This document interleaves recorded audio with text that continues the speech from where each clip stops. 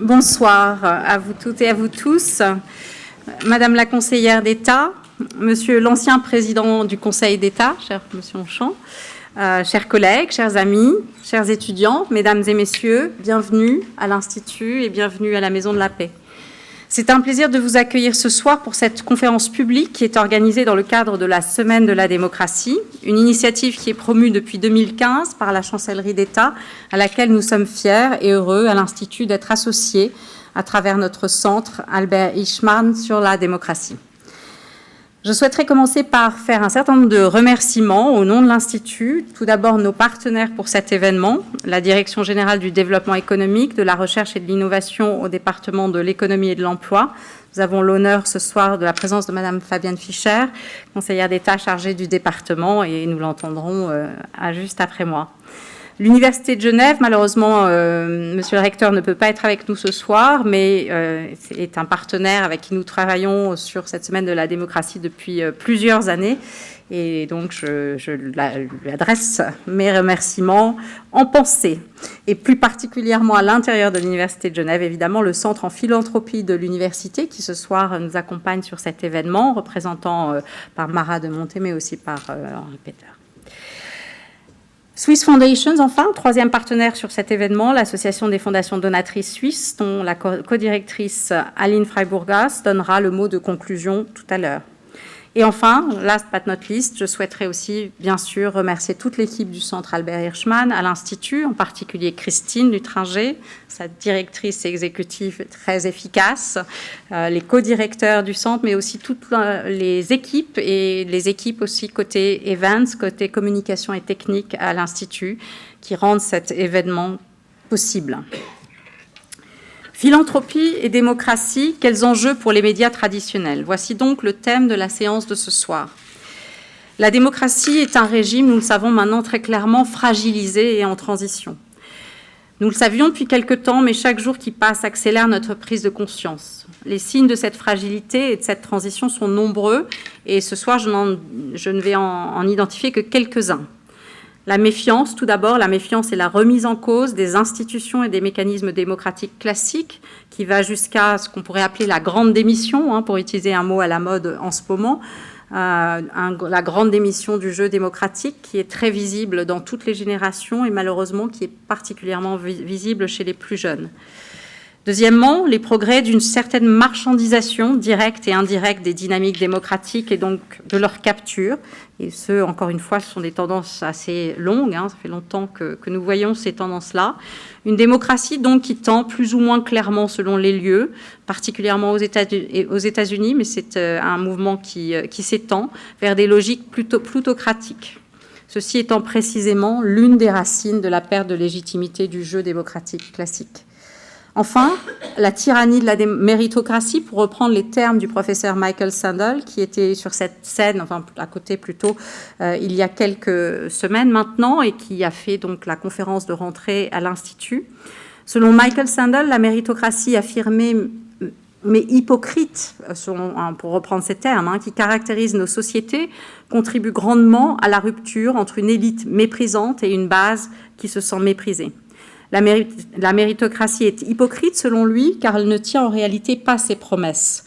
Dans la pratique, le succès, en particulier à travers la médiation de l'université, est fortement corrélé à l'origine sociale de l'individu et non pas seulement et simplement à ses mérites propres. Mais la méritocratie, selon lui, érode aussi la communauté, le lien social, dans la mesure où elle projette une différence radicale, presque ontologique, on dirait, entre ceux qui réussissent et qui pensent mériter cette réussite et ceux qui ne réussissent pas et sont finalement relégués par l'élite méritante, mais aussi à leurs propres yeux, dans une dévalorisation quasi existentielle. Cette érosion de la communauté et du lien est aussi une érosion de la communication et de la confiance que nous voyons là aussi chaque jour sur les réseaux sociaux, bien évidemment, et représente le terreau parfait pour la capture populiste et ses dérives antidémocratiques. Enfin, bien sûr, il nous faut rajouter ici le rôle ô combien perturbant des réseaux sociaux que j'ai déjà mentionnés, qui sont devenus les nouveaux chemins de la communication, mais aussi de l'information. The medium is the message, disait déjà McLuhan en 1964, et cette affirmation, il est clair, est plus que jamais d'actualité. Les médias ont traditionnellement joué un rôle clé dans et pour nos dynamiques démocratiques. Comment préserver ce rôle dans le contexte contemporain ? Nous pourrions reformuler la question de la conférence de ce soir de la manière suivante. Comment sauver le soldat média et son rôle de bien commun en tant que pierre angulaire du système démocratique contre une double menace, celle de sa capture financière et politique et celle de la dérive mécanique des algorithmes avec lesquels il doit composer. Quel rôle dans ce contexte pour la philanthropie ? Ce débat a particulièrement vocation à être porté ici, en Suisse romande, dans la mesure où il a d'une certaine manière eu des conséquences très concrètes il y a un peu plus d'un an. Le 1er janvier 2021, comme vous le savez évidemment bien tous, le journal Le Temps, qui rencontrait des difficultés, comme tous les journaux de la presse d'information papier classique, était racheté par la Fondation Aventinus, fondation à but non lucratif, créée, je cite, dans le but principal de soutenir et de stimuler l'existence d'une presse et de médias autonomes, diversifiés et de qualité en Suisse romande. Ce modèle est-il le bon ? Est-il transposable ? Est-il diffusable dans d'autres contextes et sous quelles conditions, sous quelle forme ? Au-delà de la question de la capture financière et ou politique, ce modèle permet-il aussi de garder sous contrôle cette fameuse pression des algorithmes qui vient polariser de manière quasi systémique l'information et la demande d'information ? Avant de donner la parole à Madame Fischer, je souhaiterais terminer ces quelques mots en reprenant un élément d'agenda fort identifié par Gilles Marchand, qui nous parlera tout à l'heure par vidéo, dans l'une de ses récentes tribunes au Monde. Je cite donc Gilles Marchand. « Le défi devient donc de créer des liens entre des individus qui sont moins réunis par des territoires et des institutions que par des sensations, des identités ou une communauté numérique. » C'est bien de ce défi dont il s'agit, que ce soit au niveau de nos organisations, de nos villes, de nos régions, de nos nations, mais aussi au niveau de la collaboration inter- et transnationale qui nous intéresse si particulièrement à l'Institut. Le défi est bien le même à tous ces niveaux et les instruments de corrosion de ce lien sont à peu près les mêmes partout. Et cette capacité à faire communauté, à générer du lien, est un bien commun, presque aussi important que le bien commun que représente notre planète. L'enjeu est de taille et la discussion de ce soir hautement nécessaire. Donc un grand merci à Gilles Marchand, à Grégoire Mallard et à tous les participants au panel qui va suivre. Je me réjouis de vous entendre tous. Et pour l'instant, je laisse la parole à Madame Fischer. Merci beaucoup.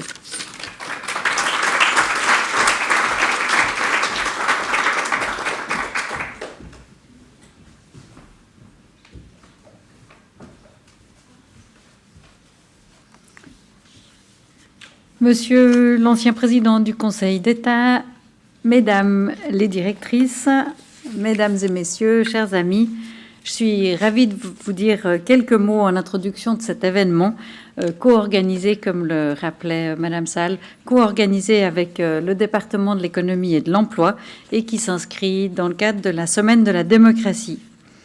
Cette semaine s'intitule « Construire la démocratie ».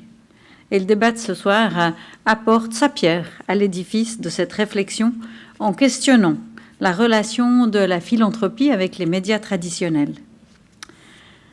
Les médias jouent un rôle clé, évidemment, dans le processus démocratique. On parle du quatrième pouvoir, après les pouvoirs exécutifs, législatifs et judiciaires. C'est dire l'importance des médias. Ils sont un levier essentiel dans la formation de l'opinion des citoyens et des citoyennes, qui repose notamment sur une information de qualité, c'est-à-dire une information basée sur l'investigation, équilibrée et respectant les règles déontologiques des journalistes. Nous en sommes particulièrement conscients en Suisse, nous qui votons au moins 4 fois par année. L'actualité, bien entendu, en Ukraine, en Russie ou encore en Iran, nous rappelle aussi tous les jours à quel point l'information est importante. Une information vérifiée, objective, souvent tellement difficile à obtenir. Les médias ont donc une lourde responsabilité, qu'ils soient privés ou publics, et je pense ici notamment au rôle central joué par la SSR, tellement importante pour notre cohésion nationale en Suisse. Si l'information est un bien commun, les médias en sont les vecteurs, mais ils en sont également les garants. Du point de vue économique, les modèles d'affaires des médias traditionnels ont été passablement bouleversés ces dernières décennies. Et récemment, un média indépendant genevois bien connu faisait état dans la presse de ses difficultés financières. Les médias font face à une concurrence qui va de pair avec la multiplication des canaux d'information. Cette situation impose aux journalistes d'être en mode multimode. Il faut savoir écrire, mais aussi produire une vidéo, une image ou un son, et bien sûr le plus rapidement possible. Une accélération de l'information qui implique une responsabilité accrue des journalistes et une déontologie toujours plus stricte. La fragilité économique des médias traditionnels et l'accélération du traitement de l'information ont des conséquences sur le bon déroulement de notre démocratie, sur le bon fonctionnement de notre démocratie. Et nous sommes ici au cœur du sujet de cette conférence. Quelle est la gouvernance qui garantit une information qualitative et transparente? Quel financement est à même d'assurer l'indépendance des médias? Des financements privés, généreux, mais qui sont soumis à d'autres contingences? Est-ce qu'il appartient à la philanthropie de financer les médias? Et si c'est le cas, peut-elle le faire en garantissant précisément cette indépendance? Est-ce que les modèles de financement participatif, comme le crowdfunding, qui permettent aux citoyens et citoyennes de contribuer avec des sommes modestes, sont plus à même de le faire? Comme responsable politique, ces questions m'interpellent, notamment sur la manière de garantir une information libre et démocratique. Je m'arrêterai là pour cette brève introduction.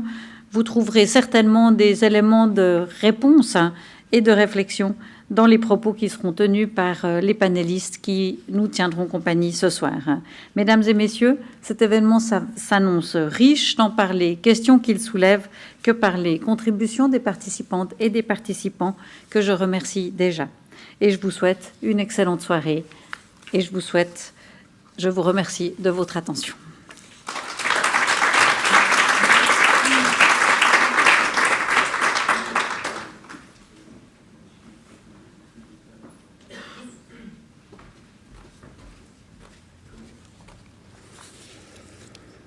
Mesdames et Messieurs, je me joins aux salutations protocolaires de Madame la Directrice et de Madame la Conseillère d'État. Au nom du Centre en philanthropie de l'Université de Genève et de son directeur, le professeur Henri Peter, j'ai à mon tour le plaisir de vous souhaiter à toutes et à tous la bienvenue. Le thème de ce soir est très cher au Centre en philanthropie. Depuis sa création, il s'est attaché à analyser l'enjeu démocratique à travers une approche multidisciplinaire, qu'elle soit philosophique avec l'éthique du don, fiscale avec l'impact des avantages fiscaux sur l'allocation des ressources publiques et les dangers démocratiques, ou encore sociologique à travers des recherches autour des théories de la justice et de l'égalité. Genève est certainement un lieu privilégié pour débattre de démocratie, étant depuis bien plus d'un siècle l'un des plus importants centres philanthropiques mondiaux, mais aussi un lieu si important pour la paix, pour l'élan des processus démocratiques et pour les droits humains. L'existence des médias libres et de qualité est fondamentale pour garantir un système et un débat démocratique. Cela nous ramène au lien avec la philanthropie, car une presse libre suppose qu'elle soit libre de toute contingence financière et donc libre de la pensée. Nous avons le privilège ce soir de recevoir des spécialistes qui, par leur travail et leur engagement quotidien, œuvrent à promouvoir et garantir une presse libre. Le discours d'introduction de M. Gilles Marchand nous proposera un tour d'horizon des différents facteurs qui pèsent sur l'organisation et le fonctionnement des médias traditionnels et ce que cela implique pour leur financement et leur pérennité. Ensuite, le débat, modéré par le professeur Grégoire Mallard, sera l'occasion de discuter du soutien des organisations philanthropiques aux médias afin d'en comprendre le contexte et les enjeux, mais aussi d'aborder la question de l'indépendance des médias et leur pertinence démocratique. Nous sommes ravis d'avoir pu contribuer à l'organisation de cette conférence aux côtés de nos partenaires et espérons que cette soirée servira de catalyseur au débat public et contribuera à renforcer les échanges entre les différentes parties prenantes présentes ce soir. Sans plus attendre, avant de donner la parole à M. Marchand, directeur de la Société suisse de radiodiffusion et télévision, permettez-moi de le présenter en quelques mots. Après une maîtrise universitaire en sociologie, il commence sa carrière à la Tribune de Genève. Il rejoint ensuite Ranger Romandie, où il dirige d'abord le département recherche, marketing et communication, avant d'être nommé directeur en 1998.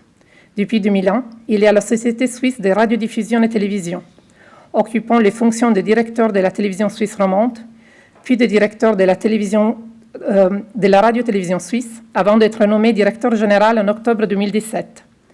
M. Marchant est aussi administrateur de TV5 Monde et de l'Union européenne des radios-télévisions.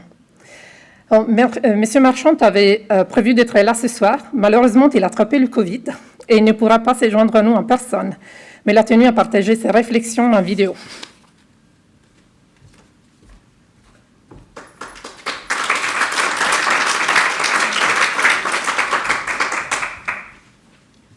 Bonjour à toutes et tous, merci pour cette invitation, pour l'organisation de cette discussion qui me semble très intéressante et particulièrement d'actualité. À dire vrai, j'aurais adoré être parmi vous ce soir, mais voilà, j'ai été rattrapé par ce petit virus que vous connaissez, et dans le doute, je me suis dit qu'il valait mieux éviter de vous le transmettre, raison pour laquelle nous travaillons à distance avec cet enregistrement qui, j'espère, vous permettra de suivre le raisonnement que je vous propose ce soir. Vous abordez de fait deux thématiques liées et évidemment très importantes. L'état de la société démocratique et la santé des médias, qui contribuent précisément à la bonne santé de cette démocratie. Le financement des médias est une question de plus en plus compliquée, de plus en plus débattue, aussi bien pour les médias privés que pour les médias publics. Le financement des médias, vous le savez, garantit leur stabilité. Celle-ci est la condition préalable pour leur qualité professionnelle. Je sais que cette notion de qualité est quasiment indéfinissable et les critères de qualité sont sans doute aussi nombreux que ceux qui s'en réclament. Mais une chose au moins est certaine, sans financement relativement stable, le résultat médiatique est indiscutablement médiocre. Faute de moyens, de temps, de journalistes, de formation, de vérification, c'est la dérive garantie, à plus ou moins court terme, l'écume et le bruit médiatique s'installent. Le financement stable des médias ne concerne pas que l'information. Nous commettons souvent l'erreur en Suisse de résumer le débat médiatique à la production journalistique, à l'information. Le financement stable des médias permet aussi la production originale, la production ancrée dans le bassin de population auquel elle est destinée. Je parle ici de films documentaires, de fiction, de captation artistique et sportive, ou de production musicale. Cet immense champ médiatique est un immense pourvoyeur d'identités partagées, de destins communs. Il est particulièrement important pour les pays multiculturels et plurilingues, comme le nôtre. Alors aujourd'hui, on peut considérer que deux grandes sources de financement irriguent les médias. La première source provient des recettes commerciales, issues de la vente des contenus sous toutes les formes imaginables, ou des recettes de publicité sous toutes les formes imaginables elles aussi.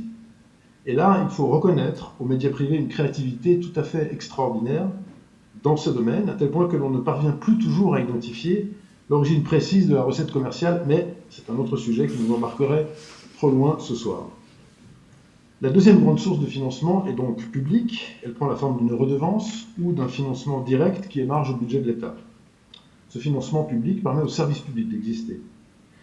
La redevance, on le sait bien en Suisse, n'est pas toujours très populaire, car elle est contrainte sans être liée à un usage précis des programmes. La redevance, en fait, c'est une construction assez complexe qui finance un système solidaire entre genres de programmes, entre régions linguistiques. Un peu comme les routes, que l'on n'utilise pas tout le temps, comme les écoles, que l'on finance même lorsque les enfants ont grandi, ou encore comme les hôpitaux que l'on ne fréquente heureusement pas tous les jours.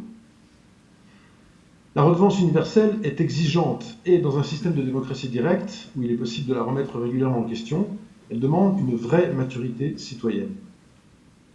Une maturité dont la population suisse a fait preuve en 2018, rejetant à plus de 70% une initiative populaire qui visait à supprimer cette redevance.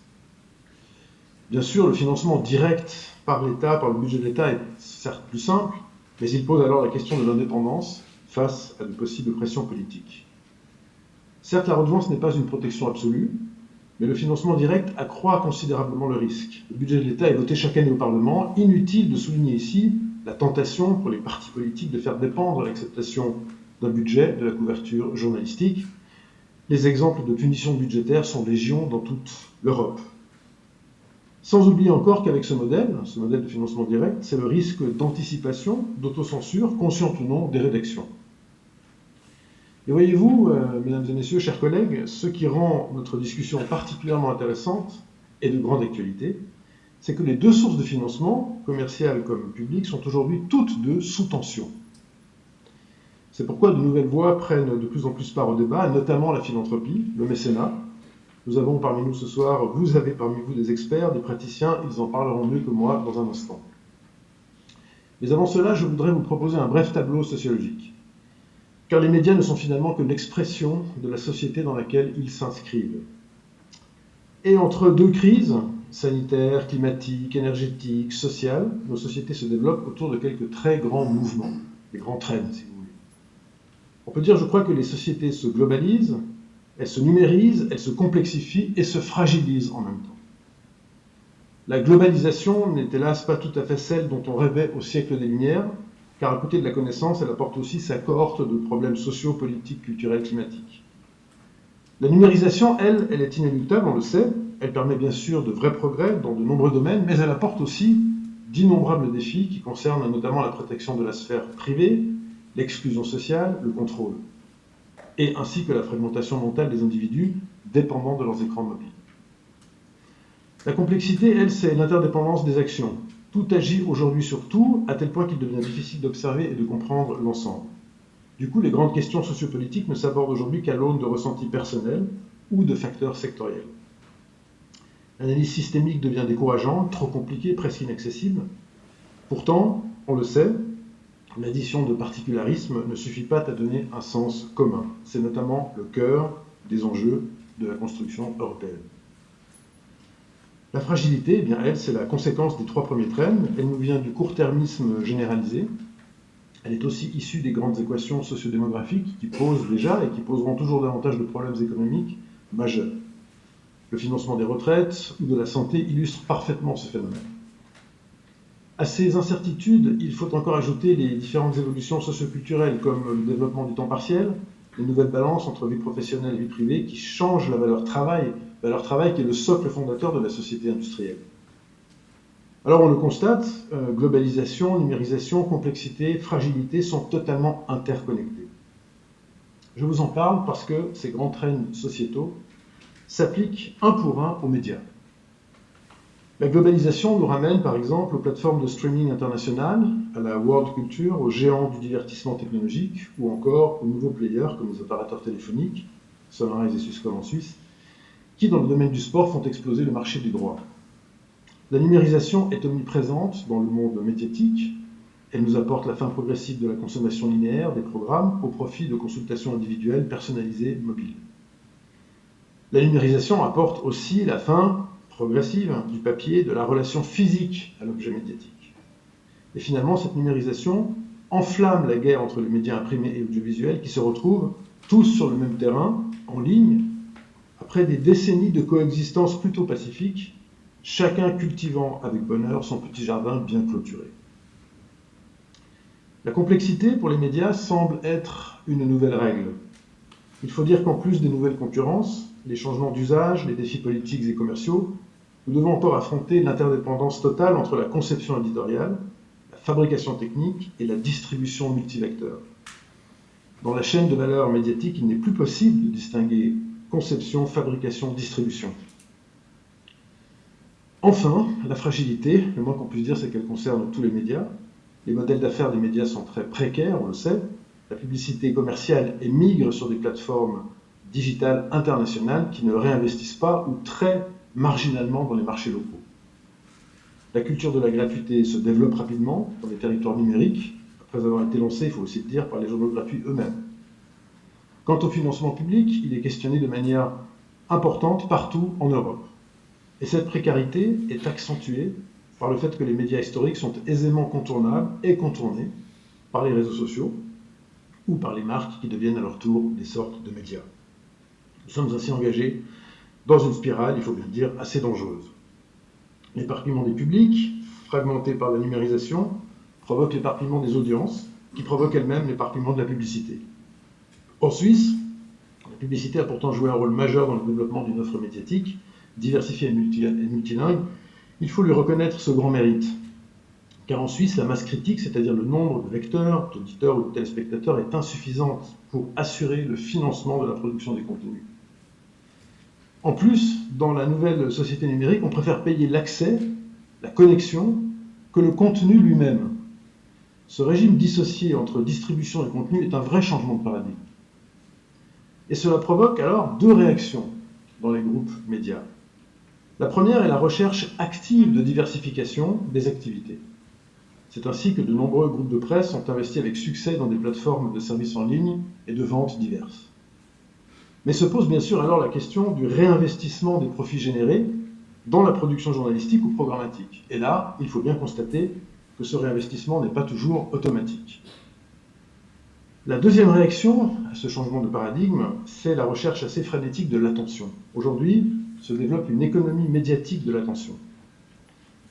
Il faut faire du bruit, susciter de l'intérêt, retenir quelques secondes d'attention, au prix parfois de la pertinence de l'information et au risque de favoriser toujours plus le trash et le clash.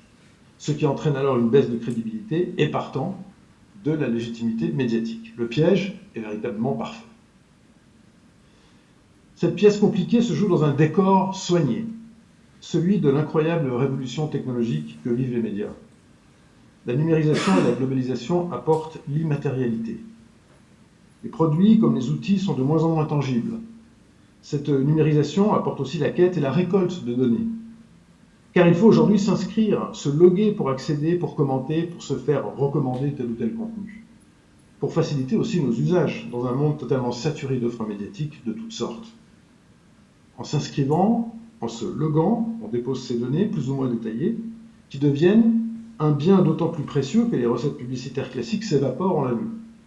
Parce que les données, elles permettent, elles, le marketing direct. Ces malheureuses données sont donc vendues, revendues, échangées, consolidées, croisées. Cela pose des questions éthiques et juridiques très pointues. Et les régulations sont en plus différentes selon les pays, alors que les données, elles, enjambent joyeusement les frontières. Et à propos de frontières, on sait bien que la frontière entre recommandation et manipulation commerciale ou politique peut être relativement trouble. Ce qui nous ramène tout à fait dans notre troïka, médias, financement, démocratie. Le passage de l'info à l'écho, le risque de perte de valeur réelle ou supposée, provoque une dégradation de la confiance des citoyens envers les médias. Dans ce mouvement, la contribution des médias à la démocratie est questionnée. Et cela finit par affaiblir l'envie d'achat des contenus, tout comme de l'acceptation des redevances. Ces grands mouvements ont aussi des conséquences sur la société démocratique, sur les modalités du vivre ensemble. Parce que la globalisation provoque un sentiment assez désagréable d'impuissance, car la souveraineté de décision, sur le plan personnel comme collectif, s'inscrit de plus en plus dans une sorte de codécision à l'échelon de structures globales, intangibles, apparemment inaccessibles. La numérisation et l'avènement de la société à la carte présentent, sous des dehors très avenants, le risque de générer l'ignorance par un excès de pointillisme mental et de fragmentation sociale. La complexité apporte la perplexité, l'incapacité de décider et la frustration qui en résulte. Quant à la fragilité, elle nous amène à l'immobilisme. Un tien vaut mieux que deux tu l'auras, disaient nos arrière-grands-mères.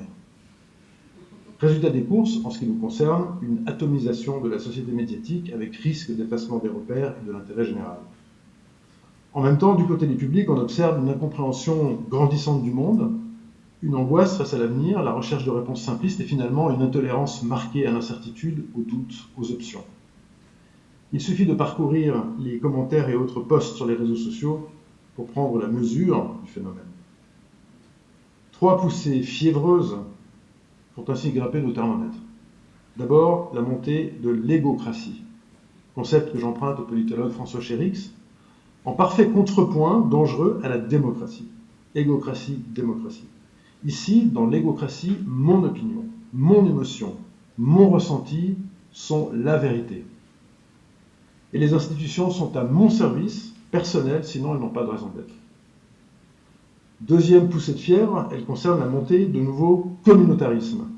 Ils peuvent être virtuels, comme les followers ou les membres de mon réseau, qui deviennent autant de cousins, de frères, de sœurs, mais ils peuvent être aussi religieux ou, évidemment, nationalistes. Enfin, troisième poussée de fièvre, la montée des populismes au sens large, avec l'opposition classique entre un peuple présenté comme homogène, innocent, et victime d'élites oppressives jamais vraiment défendues, mais qu'il faut avoir. Bon, le constat ainsi posé n'est pas très réjouissant, il faut bien le dire. D'autant plus si l'on considère que l'intérêt général partagé est le but de toute société démocratique. On ne peut pas dire qu'on fait de grands progrès dans cette direction en ce moment. La succession des crises évoquées plus haut, les tensions guerrières, le glissement de la démocratie progressiste vers la démocratie contestataire font émerger des régimes de plus en plus autoritaires. Alors y a-t-il une parade? Y a-t-il des pistes à explorer pour renverser la tendance? Et quel est le rôle des médias dans cette perspective?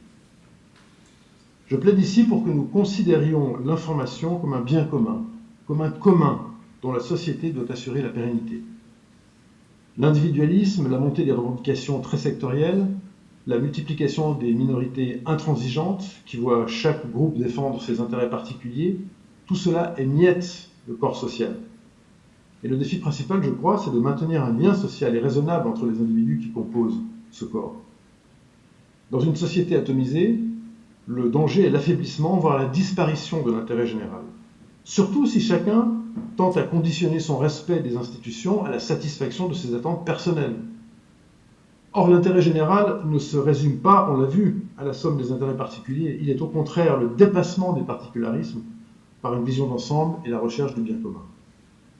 Le risque est que le dénominateur rassemblant les individus dans nos sociétés globalisées et numériques ne soit plus que leur volonté de protester. Or, la société ne peut pas fonctionner sans consensus formant un projet commun. Elle a besoin de compromis, de visions partagées, de solidarité pour transcender les contradictions et produire du sens, tout comme de la bonne gestion. Notre démocratie directe est basée sur le libre arbitre des citoyens qui exercent leurs droits dans un cadre commun et accepté. Or, celui-ci ne peut pas se développer sans la connaissance puis l'examen des faits et des idées qui agitent et forment la société. Autrement dit, il n'y a pas de démocratie sans information et sans espace public pour la traiter. Ces deux éléments constituent l'air qu'elle respire. Mais il ne suffit plus d'une argumentation pertinente transmise par des vecteurs classiques pour structurer les débats. Il ne suffit plus que les institutions s'expriment pour qu'elles soient entendues. Au contraire, jamais la défiance à l'égard de toute parole un peu autorisée n'a été aussi forte. Jamais les manipulations de masse n'ont été aussi faciles et puissantes. C'est exactement la raison pour laquelle, dans le bouillonnement des flux numériques, l'information, je le crois vraiment, est en train de devenir un bien fondamental du XXIe siècle. Il serait d'ailleurs très utile que les sciences humaines s'emparent de ce thème et travaillent à la modélisation, la définition de l'information comme bien commun. On l'a vu avec l'analyse de la situation financière des médias, cette nouvelle équation démocratique où l'information devient un bien vital comporte une inconnue, une grande inconnue. C'est la capacité économique pour les médias de fournir, évidemment, cette information. Se pose la question âprement débattue, donc, du financement de cette fonction vitale. Certes, la collectivité publique, l'État, s'est en principe toujours préoccupé d'assurer des conditions cadres globales permettant un bon fonctionnement des institutions. Mais la crise structurelle décrite plus haut, on peut observer que la démocratie n'est pas une réalité immanente et que le libre arbitre des citoyens peut s'évaporer dans les nouveaux comportements sociétaux. Le soutien clair des médias, accompagné d'un mécanisme de droit mais aussi de devoir, est dès lors important. Notamment pour être en mesure de fabriquer des contenus ancrés dans les marchés locaux, mais capables de résister à la révolution numérique et à ses champions mondiaux, puis de rendre ces contenus accessibles à toutes et tous. Je crois que l'ensemble des phénomènes socioculturels évoqués plus haut touchent la Suisse avec une intensité particulière. La démocratie directe, le régime de concordance, les géométries variables et subtiles entre pouvoir et contre-pouvoir, le morcellement territorial et le multiculturalisme exigent une agora politique forte, raisonnable, alimentée par une information de bonne qualité. La Suisse, nation de volonté, doit pouvoir se rassembler et produire du consensus. Si, à ces fragmentations naturelles, la Suisse ajoute celle de l'atomisation numérique sans lui donner de réponse forte, alors elle risque la paralysie par excès de division, elle évoluerait vers une sorte de démocratie directe autobloquante. La problématique des médias est donc aujourd'hui centrale. Mais le secteur est hélas déchiré par de nombreuses batailles consécutives aux tensions économiques évoquées. Ces batailles, mesdames et messieurs, ne sont de mon point de vue toutefois pas à la hauteur des défis à venir. Tensions entre groupes d'intérêt, entre acteurs privés et publics, entre régions linguistiques, entre visions du monde, libérales ou régulées, ces rivalités ne permettent pas de répondre aux enjeux. Une information de qualité, bien fondamentale du XXIe siècle, est la responsabilité de la collectivité sous quelque forme que ce soit. Nous devons trouver, ensemble, des solutions de coexistence médiatique dans l'intérêt évident de la population suisse. Ces coexistences doivent être compatibles avec les deux raisons d'être. D'un côté, service public, exigence absolue de pouvoir continuer à s'adresser à tous les publics là où ils se trouvent, avec toutes les thématiques qui les intéressent. De l'autre côté, médias privés, avec la nécessité tout aussi légitime de générer des profits commerciaux pour les réinvestir tout au parti dans la chaîne de valeur médiatique. Cette coexistence est d'autant plus difficile à établir que le territoire est étroit et surtout, il est subdivisé en plusieurs petits marchés que l'on ne peut pas réunir en un seul. Et c'est précisément la raison pour laquelle je considère que la logique de subsidiarité, qui contraindrait le service public à ne proposer que ce que les médias privés ne veulent ou ne peuvent pas faire, est impraticable en Suisse. Car elle conduirait cette logique à proposer des services publics différents selon les régions. Un service public en Suisse alémanique, un peu réduit, parce qu'il y a quelques petites alternatives commerciales dans le marché, un service public complet en Suisse romande et au Tessin, et dans les Grisons, où le marché est trop faible pour se substituer. Or, la raison d'être même du service public, de mon point de vue, c'est l'équivalence de prestations entre les régions pour les citoyens du pays. Croyez-vous qu'il serait réaliste d'offrir un téléjournal quotidien de qualité pour nos 300 000 Tessinois, ou de maintenir en vie notre quatrième langue romanche avec la RTR, sans la solidarité financière alémanique? La réponse est claire, c'est non. C'est pourquoi nous devons trouver d'autres voies de coexistence au sein de la place médiatique suisse. D'autant plus que certains domaines de programme n'offrent aucune possibilité de refinancement réel dans le marché, à commencer par l'offre culturelle. Nous avons pourtant grand besoin d'une production culturelle nationale, car celle-ci nous définit et nous rassemble au-delà de nos diversités. Production culturelle, mais aussi diffusion culturelle. L'accès à cette production-là, au sens large, ne doit pas être restreint ou conditionné à des mécanismes de paiement excluant certains publics. Et pour garantir cet accès universel, je crois que la collectivité publique doit s'engager. Alors, au-delà des tensions entre financement public et recettes commerciales, il y a sans doute de nouvelles voies à explorer. La philanthropie, mesdames et messieurs, en est une certainement, avec de multiples déclinaisons. Et je trouve particulièrement intéressant de noter que cette troisième voie puisse agir au niveau local comme international. Je me réjouis donc d'entendre le débat qui va suivre, et notamment de mieux comprendre quels sont les critères donnés pour considérer telle ou telle prestation médiatique éligible à un soutien de cette nature. Je me réjouis aussi d'entendre mes confrères sur la question de la finalité directe ou indirecte de ce soutien. Permettez-moi de souhaiter pour conclure que cette finalité soit partagée au-delà des batailles médiatiques, car, mesdames et messieurs, demain matin, le destin des démocraties dépendra, je crois, de leur capacité à produire et à faire circuler une information de qualité permettant des débats denses, sûrement controversés, mais aussi éclairés. Je vous remercie pour votre attention. J'espère que ce discours à distance n'était pas trop fastidieux à suivre. Je vais retourner maintenant à mes potions et à mon masque et je vous souhaite à toutes et tous une très bonne soirée.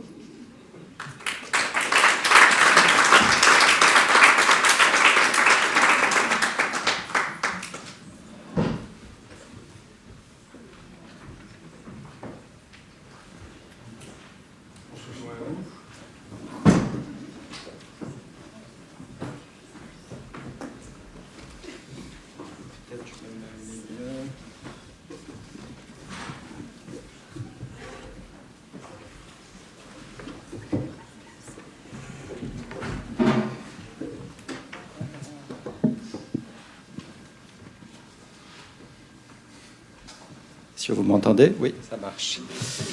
Alors, nous passons à cette deuxième partie qui va être un débat autour de 4 panélistes.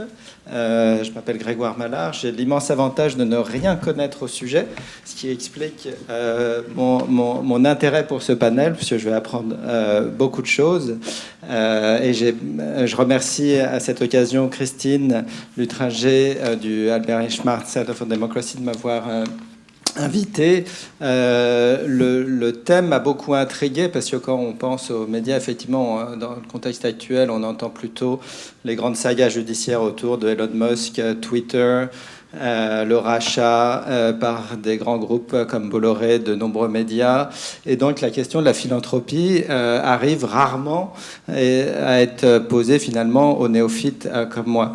Donc j'ai autour de moi des 4 panélistes qui sont des experts par leur carrière et leur trajectoire professionnelle que je vais vous présenter brièvement dans l'ordre de leur intervention. Tout d'abord, Marie-Laure Muschri, qui est Fund Director à Civitates, qui va nous présenter son expérience, son point de vue, du point de vue des fondations philanthropiques, qui a travaillé à la Fondation de France avant de travailler à Civitates.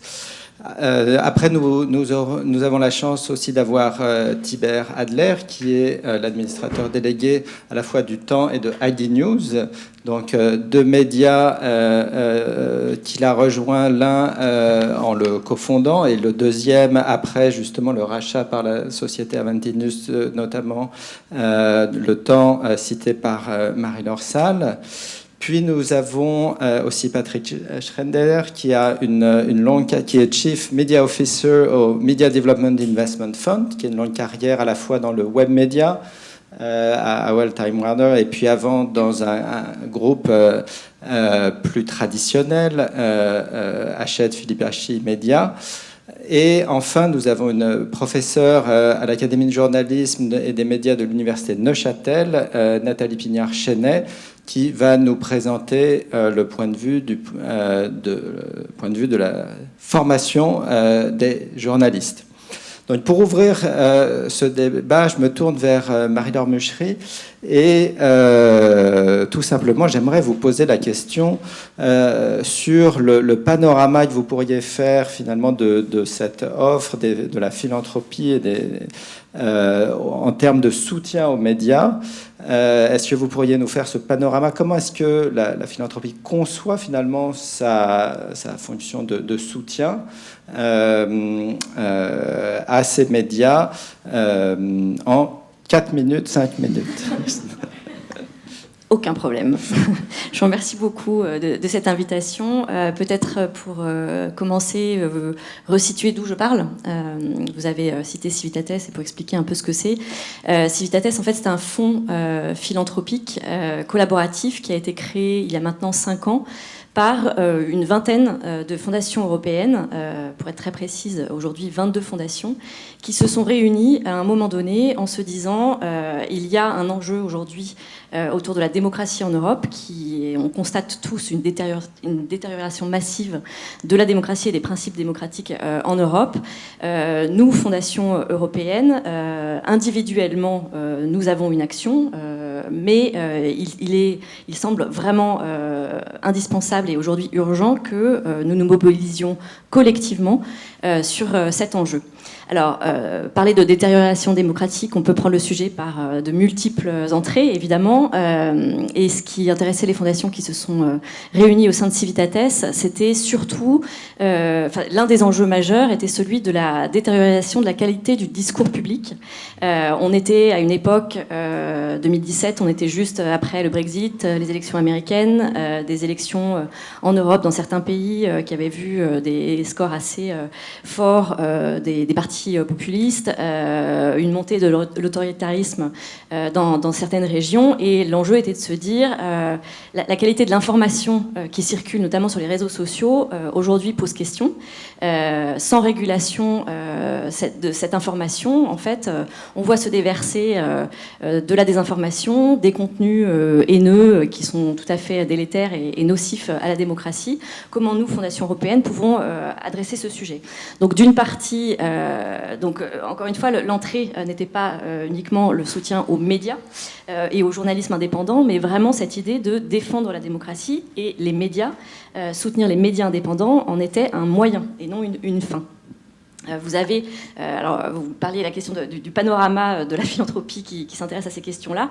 Effectivement, il y a un certain nombre de fondations en Europe et d'ailleurs dans le monde qui ont une action ciblée et directe et qui se sont constituées avec un objet principal qui est le soutien aux médias. Mais en ce qui concerne Civitates, encore une fois, on était vraiment dans cette idée de vecteur et de véhicule pour défendre la démocratie, pour toutes les raisons qui ont été rappelées en introduction. Soutien aux médias, qu'est-ce que ça veut dire ?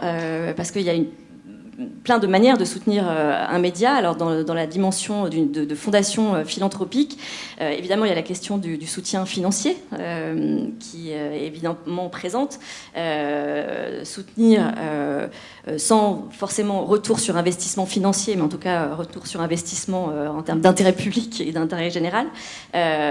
Soutenir ces médias pour qu'ils puissent émerger, pour certains passer à l'échelle, pour certains se consolider, pour avoir aussi le temps de pouvoir trouver leur modèle économique, puisque, comme le rappelait Gilles Marchand, c'est un secteur qui a été extrêmement troublé et qui aujourd'hui voit ses ressources publicitaires, etc., diminuer, pour ne pas dire s'effondrer.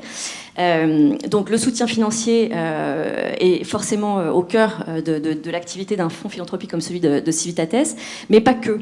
C'est-à-dire qu'on s'est rendu compte très rapidement que pour soutenir l'émergence, la consolidation des médias qui, encore une fois, sont des piliers de nos démocraties, sont ces contre-pouvoirs, font ce rôle forcément d'informer les citoyens de manière équilibrée, etc., mais aussi ce rôle de vigie pour éviter que les pouvoirs restent sans balises et sans limites. Il y a aussi ce besoin de soutenir de manière extra-financière ces différentes organisations. Alors pour ce qui concerne Civitates, on est surtout sur des médias non lucratifs, des organisations non lucratives et qui sont de taille encore modeste pour certaines. Et l'un des aspects qui était central, c'était de se dire le soutien, c'est aussi de mettre ces organisations en lien.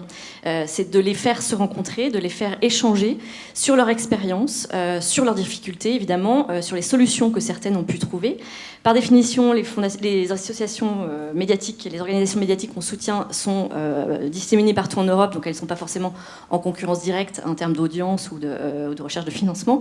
Donc elles sont tout à fait ouvertes à ces échanges d'expériences qui, en fait, les renforcent mutuellement. Et c'est évidemment, du point de vue des fondations philanthropiques, c'est le soutien qu'on accorde pendant une période donnée aux médias qui est important, mais c'est aussi quel est l'écosystème qu'on arrive à créer ou qu'on arrive à renforcer. On le sait tous, même si on souhaite que les soutiens s'inscrivent dans la durée, ils ne sont pas infinis par définition. Par contre, ce qui est intéressant, c'est comment, à travers ce support apporté à ces organisations, on arrive à faire que le secteur médiatique indépendant soit consolidé et puis perdure une fois que nous retirons. Merci beaucoup. Alors, je me tourne vers Tibert Adler pour vous poser la question qui enchaîne directement. C'est ce soutien philanthropique. Qu'est-ce que cela change quand on est à la tête d'un média ? Est-ce que cela change, par exemple, en termes de ligne éditoriale ? Est-ce qu'on a plus d'autocontrôle ? Qu'est-ce que cela change ? Alors, moi je suis vraiment plutôt ici un praticien. Gilles Marchand nous a fait un peu l'approche macro, moi c'est plutôt l'approche micro, bottom-up. Je rappelle, donc maintenant je dirige en fait comme administrateur délégué 2 médias qui sont Le Temps, qui a 25 ans l'an prochain, bien établi, bien connu, qui est né comme un journal papier, qui est maintenant largement numérique. ID News, jeune média numérique depuis 3 ans. C'est une fondation, la fondation Aventinus, créée en 2020, qui a racheté les 2 médias en 2021. Donc on a une fondation philanthropique à but non profitable qui est propriétaire d'une entreprise. Je commencerai par ça. Alors, ça change, déjà pour vous répondre, ça n'a pas changé la ligne des 2 médias quand ils ont été rachetés par la fondation, mais ça change tout du point de vue structurel. Il y a 2 apports possibles des fondations que je souhaitais d'ailleurs comme praticien des médias. Un, alors je dirais la plus développée presque capitalistiquement, c'est la fondation actionnaire propriétaire. Dans d'autres domaines, on a un exemple célébrissime à Genève et notoire, c'est Wiltorf, donc fondation à but non lucratif qui détient en fait toutes les actions de Rolex, une des plus grandes marques horlogères du monde. On a un exemple très spectaculaire récent où M. Schwartz, fondateur de Patagonia, en fait, a annoncé qu'il allait donner toutes les actions de son entreprise à une fondation. Donc ce sera une fondation être propriétaire d'une entreprise titre personnel, moi, comme entrepreneur, homme de médias, j'aime bien le couplage. On essaie de trouver le meilleur des deux mondes. C'est-à-dire qu'on reste entrepreneur, on reste dans une entreprise avec des concurrents, un marché, des clients à satisfaire, des équipes, un personnel. Mais le propriétaire est une fondation à but non lucratif, donc a priori avec une vision à long terme. Et ça a deux conséquences. Une, alors quand ça va moins bien, qu'il y a des pertes, et dans les médias on passe par des périodes de pertes ou d'investissements importants, c'est le soutien financier direct pour financer ces pertes, pour financer des investissements de transformation. Si un jour, et c'est l'espoir du temps en particulier, on atteint l'équilibre économique, la nature de la fondation à but non lucratif garantit qu'il n'y aura pas de distribution de dividendes, pas de recherche du profit. Les profits seront réinvestis dans le projet à long terme. Donc structurellement, c'est extrêmement intéressant pour le soutien financier dans les périodes difficiles, mais aussi dans la capacité à long terme de maintenir du capital, en fait, une part plus importante du capital pour le but fourni. Puis il y a une autre approche que pratiquent pas mal de fondations qu'on a notamment beaucoup expérimenté avec ID News dans les 3 dernières années. Et ça a commencé plutôt comme ça. C'est plutôt des soutiens thématiques ponctuels ou des programmes même sur plusieurs années pour des fondations dont l'objectif n'est pas le soutien aux médias eux-mêmes. Par exemple, Aventinus a été créé dans le but, ça c'est quand même assez nouveau aussi, de soutenir des médias, voire même d'en acquérir, d'en devenir propriétaire.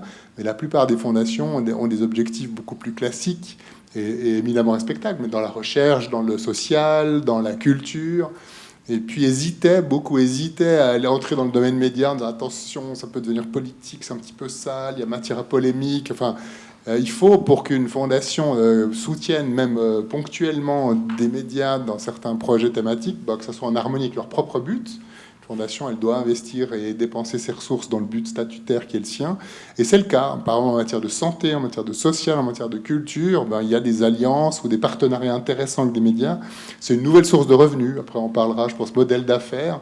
Il y a la publicité traditionnelle, il y a les lecteurs pour les journaux comme Le Temps ou ID News qui ont des abonnés payants, donc qui cherchent à créer de la valeur avec des abonnés payants. Après, il y a des sources nouvelles, type mécénat, qui ne sont pas du sponsoring, c'est-à-dire qu'il n'y a pas de contrepartie commerciale, mais une fondation peut s'engager sur un programme, que sais-je, santé. Il y a des exemples, alors c'est peut-être sulfureux parce que c'est la Fondation Gates, mais Fondation Gates fait beaucoup de programmes avec des grands médias, dont Le Monde, par exemple, en France, très efficaces et très intéressants quand ils sont menés par des bons professionnels du journalisme. Genre, la Fondation déclare « Mon but cette année, c'est la lutte contre la malaria. Pour lutter efficacement contre la malaria en Afrique, il faut communiquer, il faut transmettre aussi une information de qualité sur la maladie, sur la prévention, etc. » Et elle confie ce mandat à des médias, dans le fond, avec pas une obligation de résultat, mais une obligation de reporting, en tout cas, qui vous a consulté, qui vous a lu, mais totale liberté sur le contenu. Donc voilà, une autre manière, alors un peu plus légère que d'acquérir un média et de l'exploiter, mais c'est de soutenir des médias par des actions ponctuelles qui sont en fait des donations sans contrepartie. Voilà, 2 approches intéressantes qui varient un peu, en tout cas, et la structure de capital et les sources de financement. Après, les médias décident eux-mêmes s'ils changent leur ligne ou pas. A priori, c'est rarement le cas. Souvent, c'est une intervention pour soutenir un média dans son effort et diversifier ses sources de financement. Un grand merci. On va poursuivre cette ligne de réflexion avec Patrick Schneider. Dans votre expérience, justement, cette question des critères d'éligibilité que pose la philanthropie pour apporter son aide aux médias. Dans votre expérience, est-ce que vous pensez, qu'est-ce que vous pouvez nous dire sur ces critères? Est-ce qu'ils sont contraignants? Est-ce qu'ils sont à la fois très larges? Comment se passe ce matching, on va dire, entre médias et philanthropie? Merci. Peut-être, comme Marie-Laure, je vais vous parler d'où je parle, pour pouvoir un peu répondre à cette question précise de l'éligibilité des médias. Donc, je représente une organisation, une ONG, qui depuis 27 ans, et là je le précise, dans la dichotomie qu'a créée Gilles Marchand entre le privé et le public, nous on s'adresse maintenant au privé. Donc depuis 27 ans, cette ONG fait une chose très simple, elle mobilise du capital patient, je reviendrai sur la notion de la philanthropie, vers des médias indépendants dans les pays où il y a une histoire d'oppression des médias. Donc ça peut être depuis 27 ans, c'est 240 millions d'euros. L'objectif ici, c'est pas faire des grands chiffres, mais plutôt vous parler de la globalisation de notre effort pour revenir un petit peu à la question. Donc c'est le premier point. J'aime bien comment ça a été positionné, comment sauver le soldat média, ou comment financer le soldat média, parce que qui a été proposé un peu plus tôt, parce que ça me focalise sur peut-être deux idées que je voudrais soumettre à cette conversation, comment financer le soldat média. La première, c'est que dans les 27 ans, on s'est retrouvé dans des pays où l'oppression des médias par les régimes autoritaires était en fait était l'obstacle à la rentabilité. C'est-à-dire que c'était très difficile quand vous êtes en Malaisie, au Zimbabwe, au Guatemala, dans les Balkans, quand le gouvernement s'oppose à ce que vous faites, c'est-à-dire d'essayer de rapporter de l'information de qualité sur le gouvernement. C'est ça le vent avant, le vent de tête contre vous. Et c'est pour ça que l'on a pu, nous, utiliser le modèle de philanthropie de capital patient, c'est-à-dire un mélange de philanthropie, mais aussi d'investisseurs qui attendaient vraiment patiemment leur impact. Donc ça, c'était la première. Et cette leçon, elle a été en fait, je la propose comme étant la notion de patience, de dire que donc de ce vent avant qu'avait les... La deuxième, elle vient du fait que l'on croyait que l'on avait fini, c'est-à-dire qu'on était dans tous ces pays et on croyait que M. Fukuyama avait raison, c'est-à-dire que c'était la fin de l'histoire, les démocraties libérales se répandraient et on est passé littéralement de la Hongrie, on a quitté la Hongrie, on a quitté la Croatie, on s'est dirigé vers l'Afrique africaine. Et la deuxième idée que je propose, elle est faite d'un phénomène, c'est-à-dire que M. Fukuyama n'avait pas raison, c'est-à-dire que maintenant, ici même en Europe, il y a du vent avant. Du vent avant qu'on croyait terminé, c'est-à-dire spécifiquement dans le sujet de la capture des médias, qui est lié directement au problème du business model, du modèle d'affaires, puisque le phénomène que je résume très rapidement pour pouvoir rentrer dans mes 4 minutes, est que l'attaque sur les modèles d'affaires des entreprises de médias indépendantes dans les pays de l'Est, notamment en Europe de l'Est, font en sorte que des intérêts considère très très bon marché de pouvoir saisir, de pouvoir capturer ces médias et de changer l'agenda. Et nous avons dû revenir, et c'est là que l'on a découvert une deuxième idée qui pourrait être... La première, c'est le capital patient, mais là je crois que je reviendrai là-dessus. La deuxième, c'est comment on peut mobiliser du capital pour la capture des médias. Et là, ce n'était plus maintenant que du capital patient, mais plutôt du capital mixte. C'est-à-dire qu'on a réussi, on est en train de soulever un fonds de 100 millions d'euros pour pouvoir prévenir la capture des médias dans ces pays. Mais ce qui est plutôt important, c'est la typologie des fonds. C'est-à-dire que, je répète, la première idée, c'était uniquement du philanthropie, du capital patient. Mais aujourd'hui, on a réussi, et j'aimerais vous dire que c'était notre stratégie depuis le début, qu'on est vraiment brillant, mais en fait, c'est vraiment quelque chose qu'on découvre en faisant. On a des fondations, on a des entreprises de presse européennes de très grande qualité qui décident de rentrer pour la gestion d'impact. Troisièmement, des banques européennes qui disent que maintenant, et je crois que le message est très clair, c'est-à-dire que soudainement, les banques européennes disent, attendez, la capture des médias, et comme disait Gilles, le bien commun est attaqué, c'est plus seulement une question des médias, c'est une question de société civile, y compris nous, les banques, qui font en tout cas partie de l'écosystème, sans faire partie de la société civile. Et quatrièmement, ce que j'appelle, l'impact investment qui vient du wealth, de la richesse affluente, des gens qui commencent à se dire maintenant, attendez, ça m'intéresse. Donc, deuxième idée, c'est que non seulement ça peut être du capital patient, mais la deuxième, ça peut être mélangé. Et je suis prêt à revenir là-dessus. Sur la question de l'éligibilité. Alors, comment vous avez fait pendant 27 ans? Donc, il s'agit de 149 entreprises dans 57 pays. Comment vous avez fait? Et là, je crois que ça ouvre un débat, c'est-à-dire comment, nous, l'éligibilité, et je crois qu'il faut être un petit peu sociologique sur le point, c'est-à-dire qu'évidemment, on part du point de vue du Nord. C'est-à-dire que c'est quoi l'indépendance? Ce que l'indépendance veut dire en Malaisie, ce qu'elle veut dire au Zimbabwe, ce qu'elle veut dire au Guatemala. Alors, il y a un petit peu une forme de... On exporte un peu notre vision des choses. Mais en tout cas, nous avons des critères très très précis, 9 en tout. Je ne vais pas tous les faire, mais en gros, pas d'agenda politique, religieux, ethnique. Vous êtes d'accord avec l'article 19 qui fait en sorte que le droit à l'information est critique, et ainsi de suite. Et je peux vous défiler. Mais je crois qu'il est plus important pour répondre à votre question, c'est qu'elle part de deux choses. La première, c'est qu'elle part du point de vue que c'est une vision du siècle des Lumières.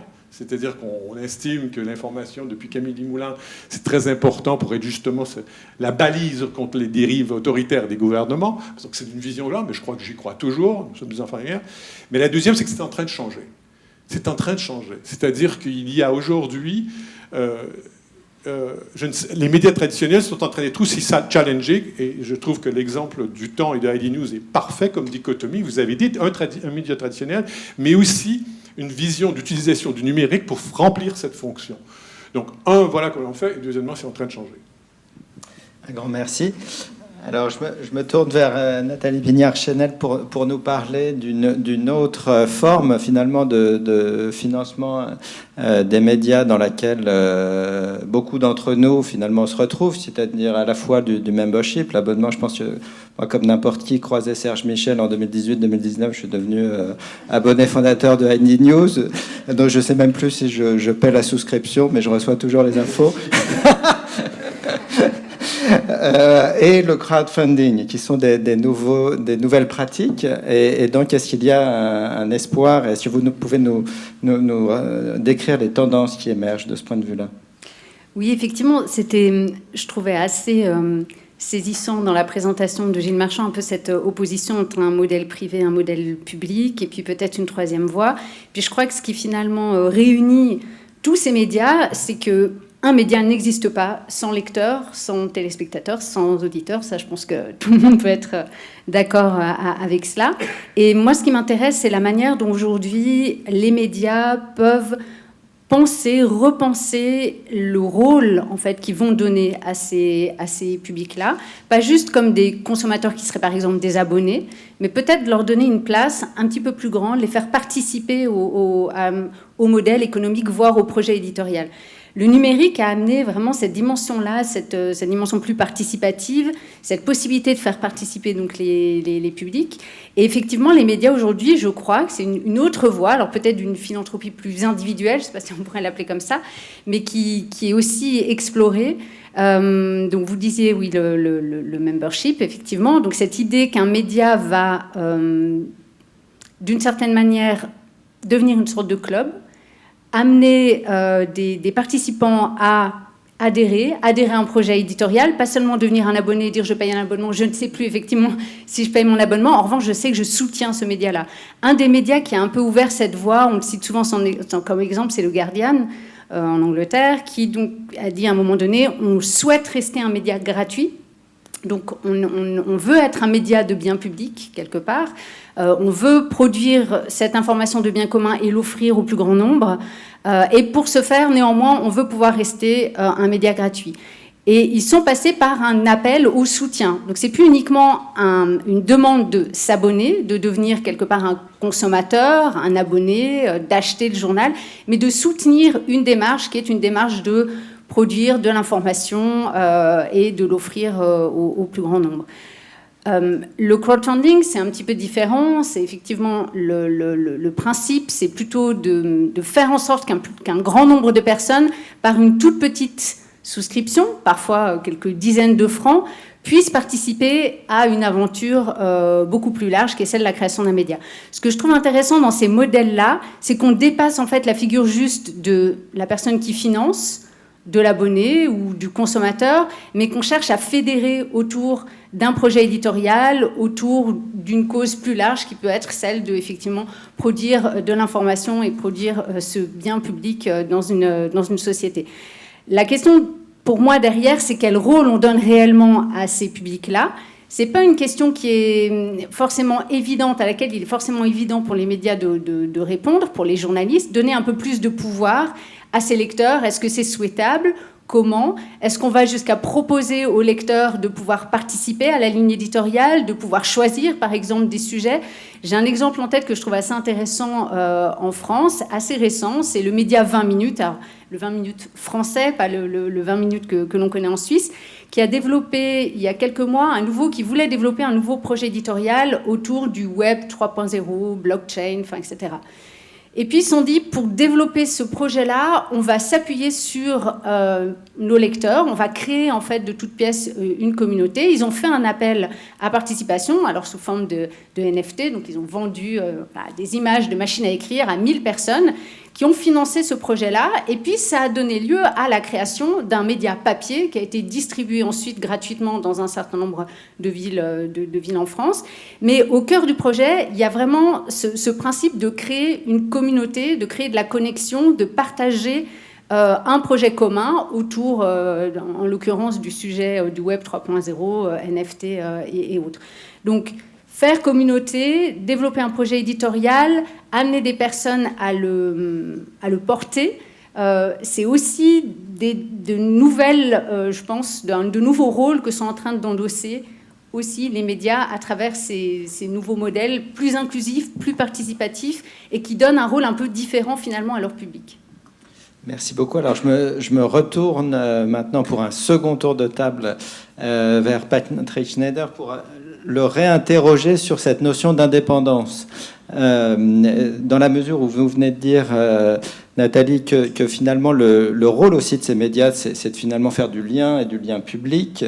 Cette question de l'indépendance se pose peut-être sur des termes différents, où il y a eu des débats, par exemple, sur la notion d'indépendance en termes d'égalité de parole, qui, par exemple, dans le cadre des controverses climatiques, donner la parole à un négationniste du climat, du changement climatique, puis la donner à quelqu'un qui s'inspire d'un rapport du GIEC et qui raconte le consensus finalement scientifique. Est-ce que c'est ça l'indépendance? Donc comment est-ce que cette notion, ou est-ce que c'est l'indépendance par rapport à la parole officielle de l'État? Donc est-ce que cette notion d'indépendance finalement du média est questionnée aujourd'hui par des mouvements de fond nouveaux, ou est-ce que finalement on reste sur la vieille notion des lumières dont vous avez parlé? Si j'ai bien compris, l'indépendance. Enfin, je vais vous dire comment on fonctionne concrètement. C'est-à-dire que quand on rentre dans les pays que j'ai nommés et maintenant les pays de l'Est, ce que l'on recherche, c'est une forme d'équilibre. C'est-à-dire que j'ai un exemple très précis au Monténégro, j'ai un exemple très précis en Ukraine avant la guerre, où on est tombé sur des entreprises de presse qui avaient soit un biais de gauche, mais aussi on finance aussi des endroits, mais il y a une forme d'équilibre dans la société, dans les représentations de la société. Premier point. Et ça, ce qui est important pour nous, c'est qu'il n'y a pas one size fits all. Cette représentation collective, elle existe différemment au Zimbabwe qu'elle existe au Monténégro, qu'elle existe en Ukraine. C'est différent. Et là, il y a une sorte de, comme disent les Américains, un leap of faith, c'est-à-dire qu'il faut 27 ans d'expérience de parler avec toutes ces différentes cultures, mais d'apprendre des gens locaux. Voilà, en Indonésie, voilà ce qui est important, c'est-à-dire que l'islam modéré, ça fait partie d'un truc super important qu'on doit traiter, alors que c'est peut-être pas le cas à Kiev. Donc ça, c'est le premier point. Le deuxième point, c'est que deuxième leçon qui est là, c'est le fait que la disruption numérique est en train à mes yeux, est en train de détruire une fonction d'indépendance du média qui a existé pendant très longtemps, c'est-à-dire celle du rédacteur en chef ou rédactrice en chef. C'est-à-dire la responsabilité de pouvoir dire ça passe ou ça s'en passe pas. Les Américains appellent ça un gatekeeper, c'est-à-dire ceux qui gardent. Et elle existe encore dans les pays, mais elle est sous attaque. Elle est sous attaque pour des raisons financières, pour des raisons de pouvoir dire non. Donc, je résumerai en disant que pour nous, c'est de trouver ces endroits où il y a vraiment cette sorte de représentation des différentes forces, des différents intérêts à l'intérieur des pays, des sujets. Et la deuxième, c'est, de voir s'il y a effectivement cette forme de singularité de la décision, de dire oui, ça passe ou non, ça passe pas. Et ensuite, je terminerai en disant, et de dire que ça va être quoi demain? Qui va être le gatekeeper de demain? Qui va être le rédacteur en chef qui décide oui ou non si on peut publier la photo, et là j'utilise un cas extrême, d'une personne qui est morte sans savoir si les parents ou les ont été infidèles. Ce sont des décisions un peu extrêmes, mais ce sont des décisions critiques aussi en termes de la représentation de toutes ces forces à l'intérieur d'un pays. Mais là, je parle vraiment sous contrôle avec Thibert présent ici sur ce sujet. Je l'ai ramené sur un terreau qu'il connaît beaucoup mieux que moi, quoi. C'est votre faute, hein? Justement, je lui passe la parole pour continuer cette réflexion justement sur la notion non plus d'indépendance mais de bien public que Gilles Marchand a évoqué. Pour vous, comment définiriez-vous ce bien public que sont ces médias indépendants? Alors, laissons de côté l'indépendance, parce que l'indépendance n'est pas toujours synonyme de qualité non plus. On peut être très indépendant et médiocre, et puis on peut avoir du journalisme totalement engagé, qui donc ne serait pas indépendant, mais qui peut être qualitatif. L'important, c'est qu'il soit déclaré. Mais pour moi, alors là, j'ai pas une divergence avec Gilles Marchand, j'ai une autre vision. Pour moi, le bien public protégé, c'est l'écosystème des médias, c'est la diversité des opinions, c'est la variété des sources, c'est ça qui fait la richesse. Après, alors, plus il y a de sources qualitatives avec du journalisme de haut niveau, même si elles viennent justement d'horizons politiques différents ou avec des concepts différents, mais la richesse, c'est l'ensemble. C'est comme un écosystème, c'est comme une écologie dans le fond. Et puis, on ne peut pas défendre qu'une seule espèce au détriment des autres, sinon le système ne fonctionnera pas. Lui, je dirais pour la SSR, évidemment, une préoccupation un peu différente, puisqu'il vient d'une position où il a beaucoup l'immense partie de son budget vient de l'argent public, des contribuables, et donc une justification, donc le terme qui est éligible à l'argent public, il y a une justification permanente à donner quand on est un média largement financé par le public. Mais pour moi, le bien public général, c'est pas un média en particulier. L'horreur, ce serait un seul média subventionné, financé par tout le monde, en disant on va concentrer la qualité dans un seul média, et même si c'est vrai, ce serait totalement improductif par rapport à la diversité ou à la vivacité du débat médiatique. Donc tant mieux, je dirais, les modèles ou les exemples que l'on donne, par exemple, de modèles philanthropiques, permettent de faire vivre plus de foyers médias différents, mais je prétends pas, par exemple, que la qualité journalistique en Suisse romande va s'épuiser dans le temps, même si on faisait très bien notre mission et que l'on réussisse. Mais il y a un petit côté soft power quand même, faut le dire aussi, c'est un média, au moins un foyer de médias indépendant grâce à une fondation dans une région genevoise, suisse romande, francophone, c'est important pour la région.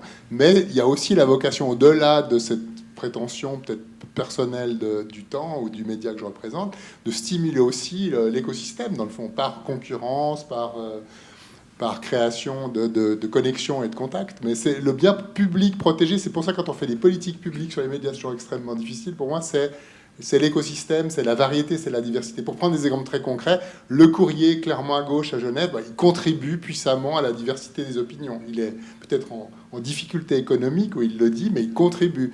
La Weltwoche de Zurich de Roger Keppel, conseiller national à l'UDC, elle contribue puissamment à la diversité des opinions. Quoi qu'on en pense, c'est deux médias qui contribuent à la vitalité du paysage. Le bien public, c'est l'ensemble du paysage. C'est pas la qualité d'un seul média pour lui-même. Et alors, Nathalie Pignard-Chanel, cette diversité, est-ce qu'elle se nourrit par des changements dont vous pourriez nous décrire les grands traits dans l'apprentissage? Parce que le journalisme, c'est aussi une profession qui s'apprend. Et est-ce que la profession de journaliste s'apprend différemment aujourd'hui qu'elle s'apprenait hier? Alors, j'ai le droit de dire oui et non. Donc, je dirais que ce n'est pas différent dans la mesure où le journalisme, ses fondamentaux, sa déontologie, etc., ça reste quelque chose d'extrêmement stable dans le temps, et fort heureusement. Et la formation, elle est là aussi pour transmettre ça et pour préserver cette stabilité. Maintenant, évidemment, nos futurs, notre 15e volet qui vient d'entrer il y a quelques semaines et de commencer les cours dans notre Académie du journalisme et des médias, et quand dans 2 ans elle sera sur le marché du travail, elle ne va pas du tout évoluer, bien évidemment, dans le même contexte, dans le même écosystème que les personnes qui étaient diplômées, même simplement il y a 4-5 ans. Donc là, il y a énormément de choses qui évoluent. Évidemment, nous, on s'adapte en permanence. On essaye surtout d'outiller nos étudiants pour qu'ils aient conscience, en fait, de ces changements-là, pour qu'ils comprennent ces nouveaux jeux d'acteurs, l'arrivée des GAFAM, les nouveaux modes de financement, la question des liens au public, etc. Donc, on les outille pour ça, dans leur réflexion, pour qu'ils sachent un peu se dépatouiller, puis surtout être un peu acteurs du changement et pas juste subir, finalement, des changements qui pèseraient sur eux. Mais j'aimerais peut-être revenir sur un point qui était très fort dans la présentation initiale, c'est cette question de la confiance avec les publics. Je crois que c'est aussi notre responsabilité de former des journalistes qui soient capables d'expliquer qui ils sont, d'être transparents sur la manière dont ils travaillent, sur la manière dont ils sont financés, sur ces questions d'indépendance. Je suis toujours assez frappée de voir que la défiance, elle naît beaucoup de la méconnaissance. C'est-à-dire qu'en fait, quand on parle, moi j'ai fait un projet de recherche avec des jeunes publics, 18-25 ans, puis quand on évoquait avec eux qu'est-ce que c'est que le travail d'un journaliste, comment ça fonctionne pour vous, pour toi, un média, on se rendait compte en fait qu'ils avaient une vision complètement déformée, parfois très fantasmée, de ce que c'est que le travail du journaliste, de ce que c'est un rédacteur en chef, de comment ça fonctionne, les choix de sujets en conférence de rédaction, etc. Et je crois que là, il y a vraiment un travail énorme à faire que font les médias, beaucoup, de plus en plus aussi en s'engageant dans l'éducation aux médias, mais en s'engageant aussi de plus en plus dans une forme de transparence, dans une forme d'incarnation plus forte. Je crois que pendant longtemps aussi, les journalistes étaient un peu réticents à expliquer comment ils travaillent, à parfois manier le jeu pour expliquer quelles démarches ils avaient pu faire pour telle ou telle enquête. De plus en plus, cette boîte noire, elle s'ouvre.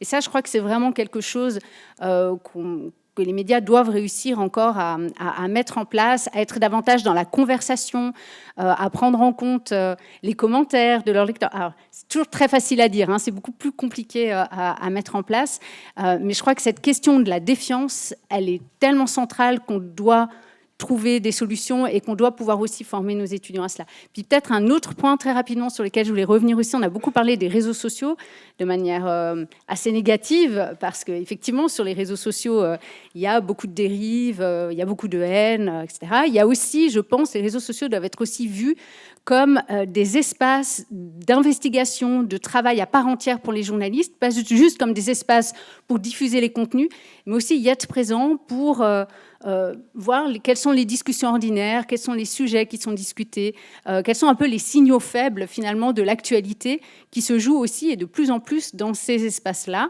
Là aussi, ça nécessite de former un peu différemment nos étudiants à pouvoir se mouvoir le mieux possible dans ces nouveaux espaces qui s'offrent à eux et qui sont de véritables... Enfin, c'est la société aussi, même si on peut effectivement porter un regard assez négatif. Il y a aussi tout un pan de notre société qui se joue dans ces espaces-là et réussir à trouver comment les journalistes doivent y être présents, pour faire quoi, comment ensuite faire remonter des informations ou pas dans l'espace médiatique plus large.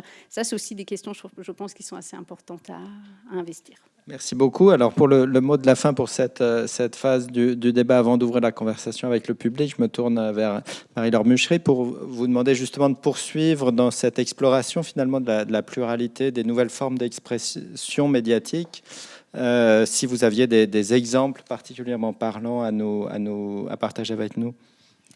Ce qui est intéressant pour nous en tant que fonds philanthropique européen, c'est que justement on voit, on a un panel d'organisations avec qui on travaille et qu'on soutient, et en fonction de leur contexte, la question de la créativité et du renouvellement de la manière de faire du journalisme, évidemment elle n'est pas la même si vous êtes en Slovénie ou si vous êtes en Italie, et encore que on voit véritablement dans ces formes de soutien aux médias indépendants et aux jeunes pousses qui sont au cœur de notre activité, qu'il ne s'agit plus simplement de presse écrite. On parlait tout à l'heure de la multiplicité de ces formes.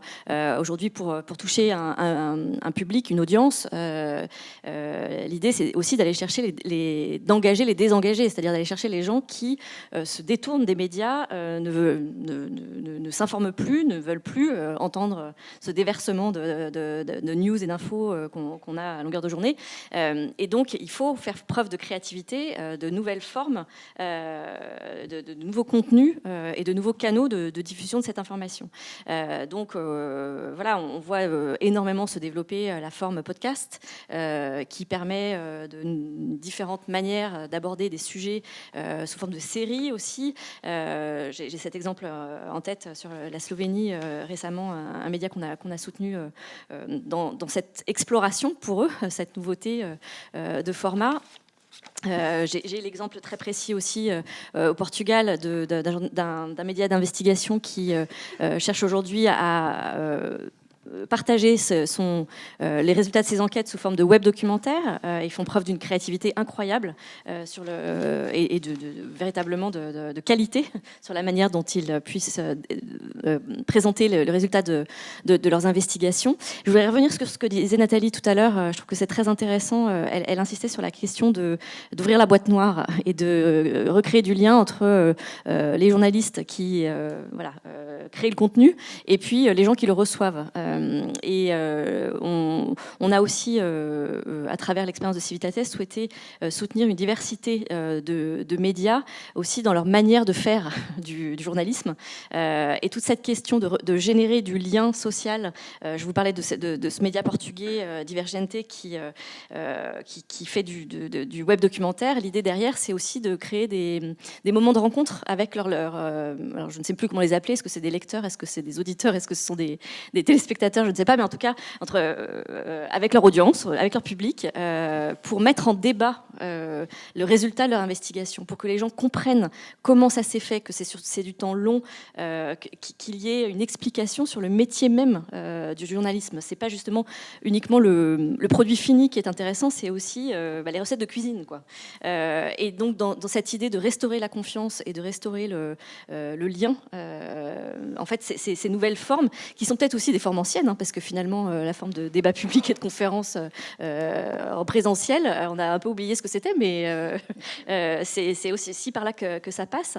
Dans Craquer la boîte noire, j'ai aussi l'exemple d'un média qu'on soutient, que certains d'entre vous doivent connaître aux Pays-Bas, Bellingcat, qui est sur cette dimension d'investigation et de se baser évidemment sur la data open source. Leur spécificité aussi, c'est en même temps qu'ils diffusent leurs articles, c'est de diffuser un peu des guides où ils expliquent comment ils s'y sont pris, d'où viennent les informations, en fait, là aussi, d'expliquer les coulisses, quoi. Donc c'est vraiment cette génération qui recherche à recréer la confiance et le lien social avec le public que nous sommes. Alors, vous me donnez une opportunité absolument unique d'autopromotion, puisque à l'Institut, vous ne l'êtes peut-être pas abonné, mais nous avons une Research Bulletin newsletter qui a 6000 abonnés et où chaque mois, on met tous les articles scientifiques publiés par la communauté de l'Institut. Et cette semaine, nous avons annoncé le lancement de la Research TV, parce qu'effectivement, nos étudiants sont beaucoup plus friands de podcasts et même dans les cours veulent créer du podcast. Et c'est aussi d'ailleurs quelque chose qu'on voit beaucoup dans le paysage académique depuis le Covid, dans un environnement où tous les cours, alors on ne le fait pas pour les cours, mais toutes les conférences sont en hybride. Comment est-ce qu'on poste ce contenu? Comment est-ce qu'on l'édite? Et comment est-ce qu'on le présente finalement pour aller pour aller à la rencontre de nouveaux publics qui n'ont pas forcément la chance d'être à Genève et qui peuvent y accéder de n'importe où dans le monde. Mais ça demande après de faire un tri sur quel contenu on met en ligne, etc. Donc on s'est posé pas mal de questions à l'Institut. Et au bout de 2 ans de questionnement, on a lancé ça cette semaine. Donc vous pourrez voir ça. C'est le moment d'ouvrir le débat vers la salle. Donc, je pense qu'il y a une personne qui a un micro. Alors, je vois une main qui se lève là, une autre là-bas. Je prendrai ces 2 premières questions de façon groupée. Merci beaucoup. Bonsoir d'abord. Il y a une question, une catégorie, un concept qui a été évoqué une fois de manière critique, c'est celui d'indépendance. J'ai bien aimé les commentaires. Être indépendant, ce n'est pas forcément avoir de la qualité. Mais au-delà de cette critique à l'indépendance, je me demande si les journaux ont été vraiment indépendants à quelques périodes de l'histoire. Et je pense notamment, par exemple, à Les Illusions perdues de Balzac, un roman qui montre comment les journaux, en fait, ne sont pas trop indépendants. Donc, je ne sais pas si vous pourriez développer plus sur cette question de l'indépendance. Merci beaucoup. Je ne sais pas comment vous allez atteindre monsieur qui est au milieu.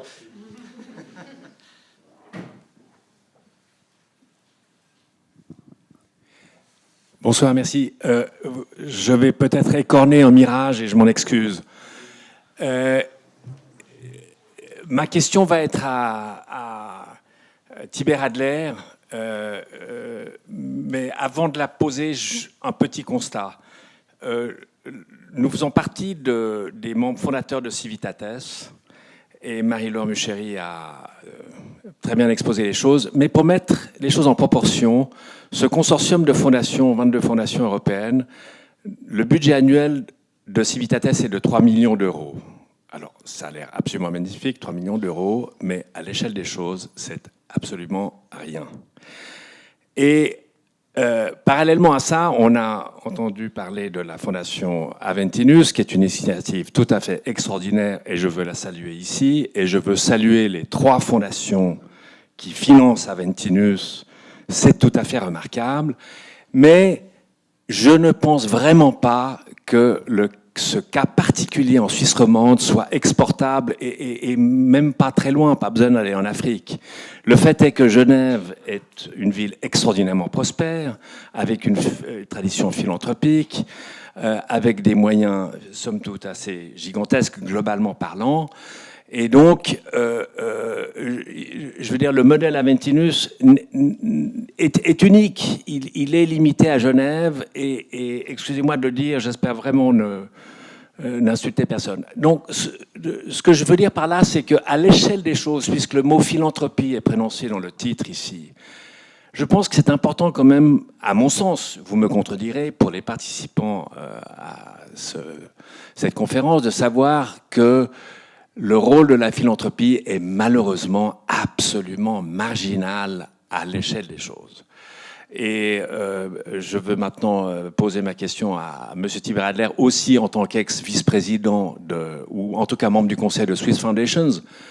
Est-ce que je me trompe complètement ? Bon, d'abord, je pense qu'il y a plus d'exemples que ce que vous pensez de fondations propriétaires de médias. Il y en a aux Pays-Bas, il y en a aux États-Unis. En Angleterre, je pense que ça va se développer, tout simplement parce qu'il y a une tendance. Je vois ici le professeur Peter qui incarne ça au Centre de philanthropie de Genève. Les entreprises privées, commerciales veulent toujours aller vers plus de sens et donc vers des buts peut-être pas complètement philanthropiques, mais ils vont s'approcher en tout cas d'activités qui font du sens.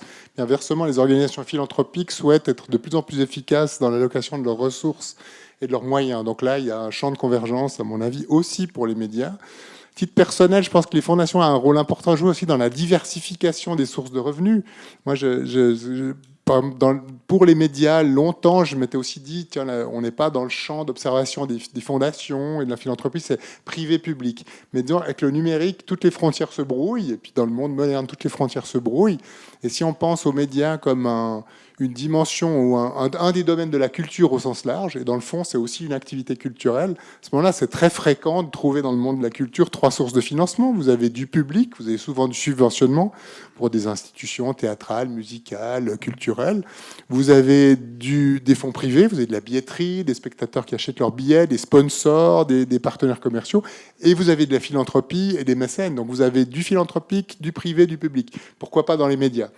Donc oui, ça reste marginal, il ne faut pas se décourager parce que je pense que la diversification des sources de financement, elle contribue à renouveler les modèles d'affaires. Alors c'est un peu la première question, et à garantir l'indépendance. Là, en fait, la meilleure indépendance, c'est quand vous avez des sources de revenus variées et différentes. La plus forte dépendance, c'est quand vous êtes dépendant financièrement. Alors après, aujourd'hui, on parle beaucoup d'indépendance par rapport aux propriétaires, parce que dans pas mal de pays, notamment la France, on dirait des oligarques si c'était des Russes, mais on a des magnats d'industrie qui s'achètent leurs médias. Aux États-Unis, on voit aussi le phénomène. On s'achète un média, parfois dans des intentions politiques claires et nettes. Voilà, on essaie de lutter là contre. Mais pendant longtemps, la question de l'indépendance, c'était quelle indépendance vis-à-vis des annonceurs ? Quand vous avez un très gros annonceur, est-ce que dans le fond, le média se fait complaisant ? Je peux vous citer d'autres dangers d'indépendance qui sont beaucoup moins structurels, mais plus psychologiques. Tout simplement les questions de connivence de journalistes avec leurs sources, avec le monde qu'ils fréquentent, connivence ou agressivité, ça peut être positif ou négatif. Donc il y a pas mal d'écueils. Mais moi j'aime bien l'intervention des fondations, et je pense qu'elle n'est pas négligeable, qu'elle est appelée à se développer, ne serait-ce que pour la diversité des sources financières. Patrick Schneider. Je suis d'accord et je suis pas d'accord avec toi, Nicole. La première chose, c'est que d'abord, la raison pour laquelle les fondations sont marginales, comme tu dis, c'est parce que jusqu'à présent, c'était soit l'argent public, soit le marché. C'est-à-dire, comme disait Gilles, la commercialisation. Donc, ça n'existe. Maintenant, avec le danger devant ce que j'appelle moi des institutions, quand on parle de médias indépendants, ce sont des institutions, le danger, il arrive.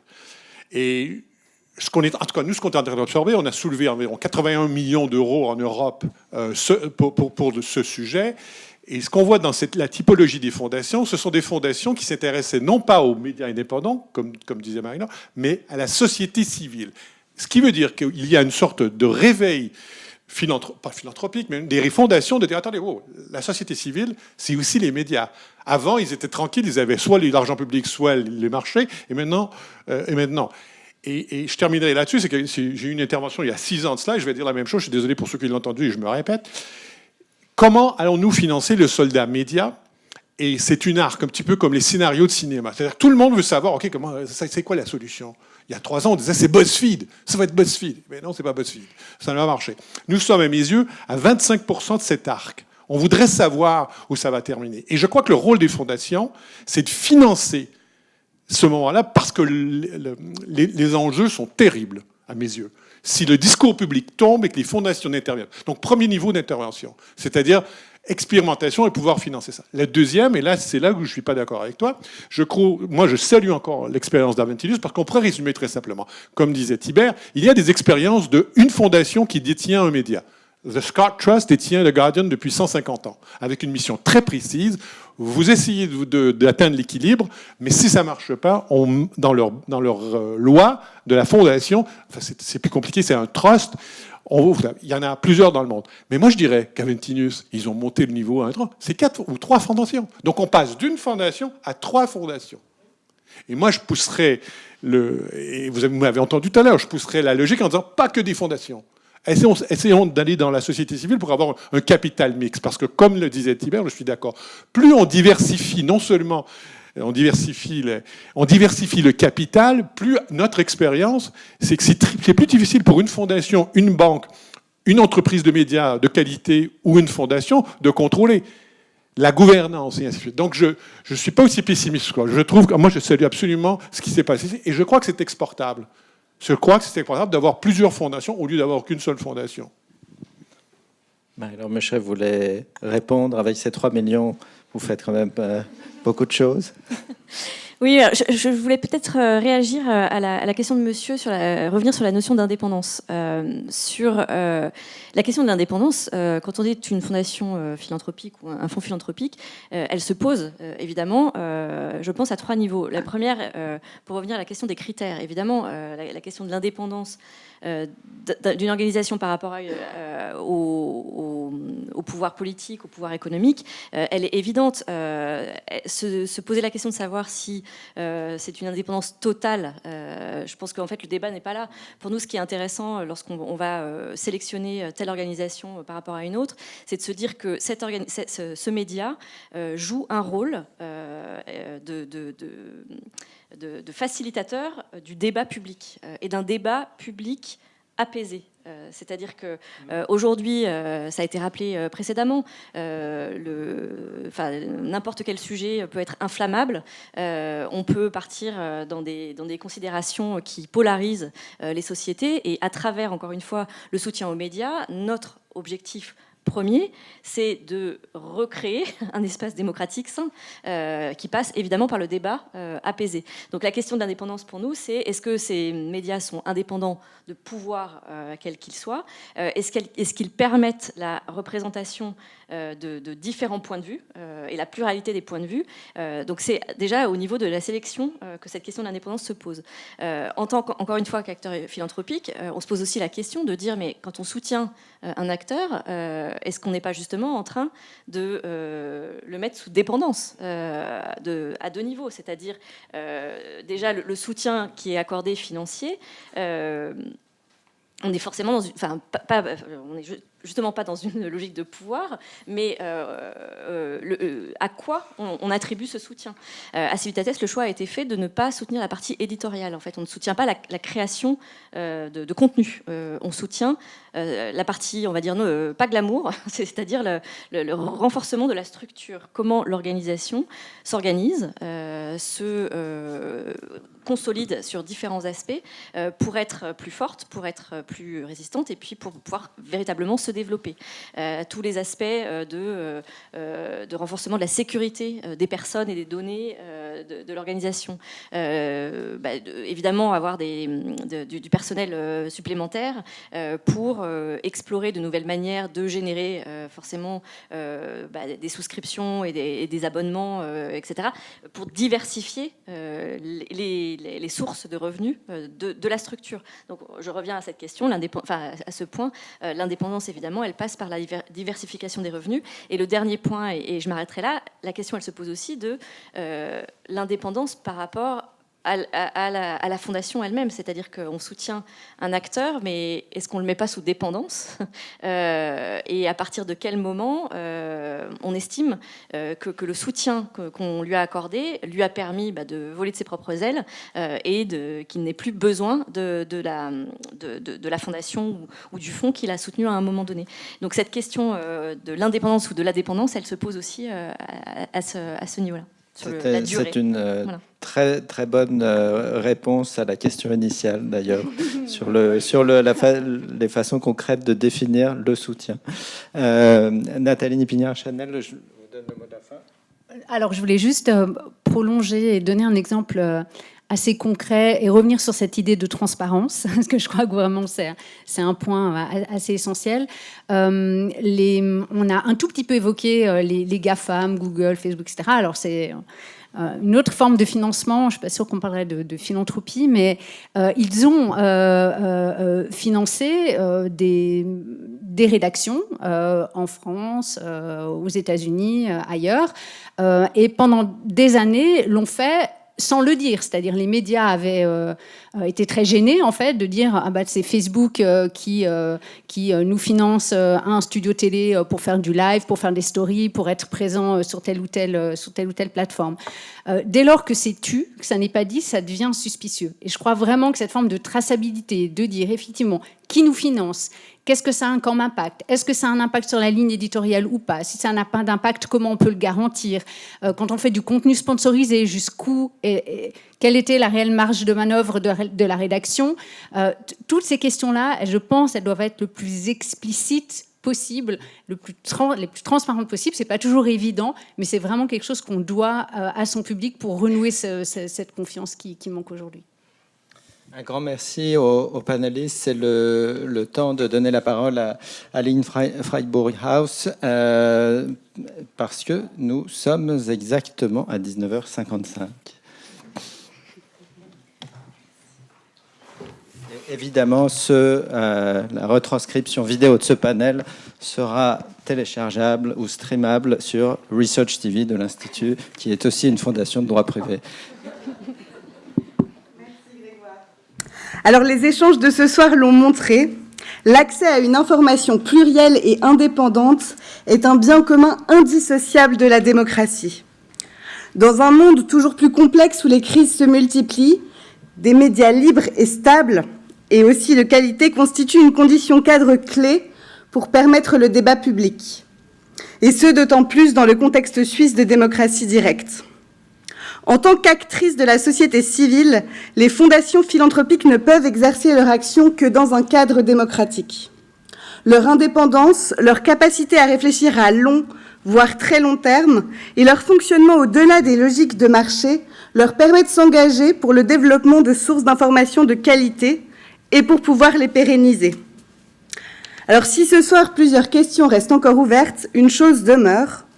Quelles que soient les sources de financement, la vitalité du paysage, l'indépendance éditoriale ou alors la transparence sur une ligne éditoriale engagée constituent des principes fondamentaux d'un écosystème médiatique de qualité et donc d'un débat public éclairé. Au nom de Swiss Foundations et des partenaires de l'événement, la Direction générale du développement économique, de la recherche et de l'innovation, le Centre en philanthropie de l'Université de Genève et le Centre Albert Hirschman sur la démocratie de l'IHEID, je tiens à remercier chaleureusement les intervenantes et intervenants de cette conférence, ainsi que la Chancellerie d'État qui a facilité l'organisation de ce débat. J'espère que les échanges d'aujourd'hui sauront nourrir vos réflexions dans le cadre de cette semaine de la démocratie et je vous souhaite une excellente fin de soirée.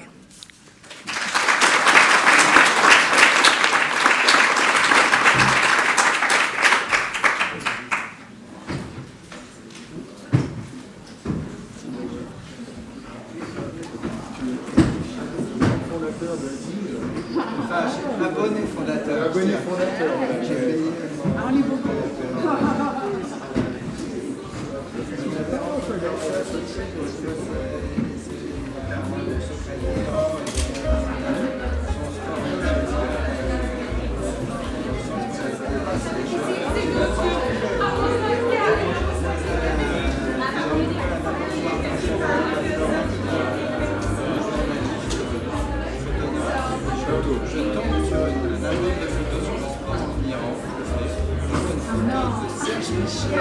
À 25 ans, petit bulletin comme ça, est-ce que alors là, je l'ai, je vais envoyer.